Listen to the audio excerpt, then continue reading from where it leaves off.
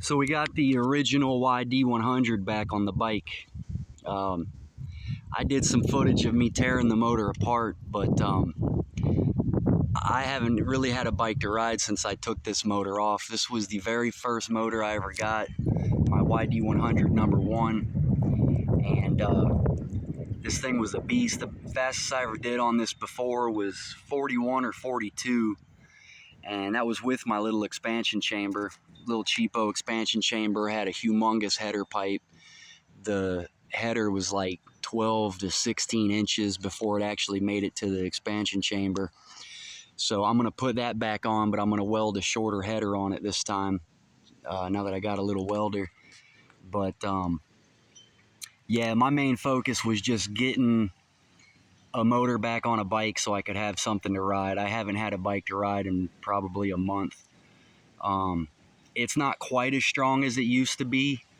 Haven't even put a full tank of gas on it yet, so the ring is still setting in. I only got one ring on it.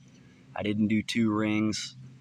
But I've got a couple MS660 cylinder kits. I've got a MS360 cylinder kit coming, and I've got that 45cc 43mm piston cheap Chinese chainsaw cylinder. I got that coming.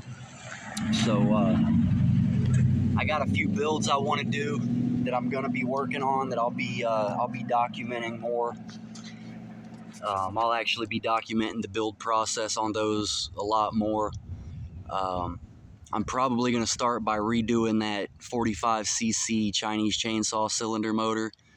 The one that I had the short little video of it, and then the head popped up, and then I tried to kickstart it and slapped the piston on the case and broke the piston. I had those screws anchored in JB Weld. I got a new plan this time around. I got a few different options. But like I said, this was mainly just to get a motor on a bike so I could ride again. I haven't ridden in months. But anyways, on this one, I knocked the shim out. I believe it was on the clutch side, I'm wanting to say. But I knocked the shim out so I don't have to have that huge gasket, like 1.2 millimeters thick or whatever it was. So this case is just put together with some RTV. No head gasket. It's also just RTV. But I noticed that when the piston, without the head gasket, when the piston is at top dead center, it's not so much, you could call it crosstalk. It's not open to the case, but you can tell that the bottom of the piston is right at the bottom of the exhaust port. So it's borderline, like if that cylinder was to drop any more, with the piston at top dead center, there would be crosstalk into this case. So these Yd100s are fickle. I will probably end up going the route of the reed valve with the boost port, and I want to try all that because I have never done that.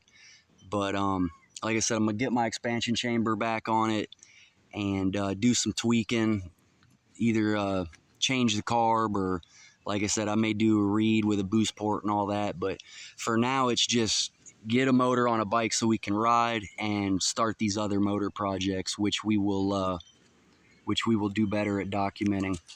We'll get those builds on camera. So anyways, like I said, RTV, putting these cases together, no gasket. I love that. I hate having the case with that big gasket, that ledge. Look at that gas boiling. The ledge on the case, on one half there's that ledge, and it's supposed to go into the case on the other side, but with that big gasket, the cases just don't come together well. And I really didn't like that. I also didn't like the fact of having to have the gasket. I wanted to be able to put it together with the RTV. So took it out just like a bearing, heated the case, pushed it with a screwdriver, and it fell right out.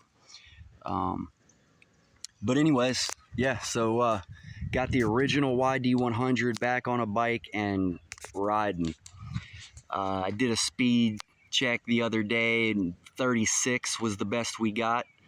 But like I said, it's only one ring. I can definitely tell a difference with compression. Used to lock up the rear tire, starting it before with 2 rings. With 1 ring, it doesn't do that.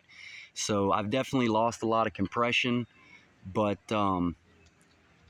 yeah, so waiting on this ring to set in and see what more we can get out of it. Better exhaust and all that good stuff. So yeah,